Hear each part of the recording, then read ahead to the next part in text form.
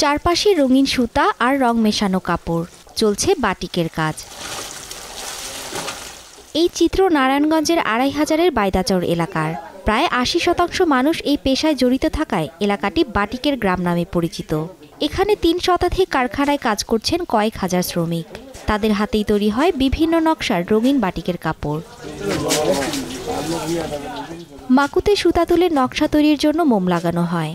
এরপর কাপড় ডোবাতে হয় রং মেশানো পানিতে। ভেজা কাপড় রোদে শুকিয়ে রং পাকা করা হয়। এরপর কাপড় দেওয়া হয় ব্লকে। ধাপে ধাপে সম্পন্ন হয় বাটিক কাপড় তৈরি।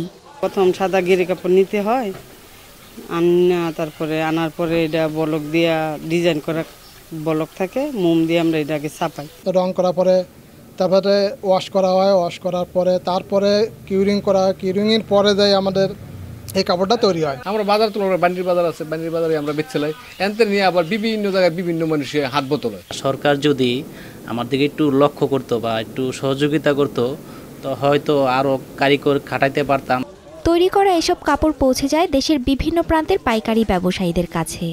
বাটিকের যে বিভিন্ন আইটেমের 3 পিস, বিভিন্ন আইটেমের কালার, বিভিন্ন ডিজাইন, এগুলো সবই আমাদের গ্রামে হয়। আমাদের এই জায়গায় কালেকশন আছে চণ্ডী বাটিক, দেবদাস বাটিক, মোম বাটিক, চাহিদা আছে আলহামদুলিল্লাহ ভালো। এটা প্রোডাকশনের উপর নির্ভরশীল, আমি যত প্রোডাকশন করবো তত বিক্রি করতে পারবো। আমি বান্ডি বাজার থেকে বাবুরহাটে বিশেষ করে বাটিকের মালগুলি যায় এবং বান্ডি বাজার থেকে গাউসিয়া মার্কেটে এই মাল যায় এবং বান্ডি বাজারে যতগুলি দোকান আছে প্রত্যেকের এই গাউসিয়া বাজারে এবং এদের দোকান আছে।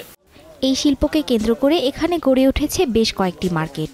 প্রতিদিন এসব মার্কেটে ৬০ থেকে ৭০ লাখ টাকার বাটিক কাপড় পাইকারি বিক্রি হয়। Desk report, star news.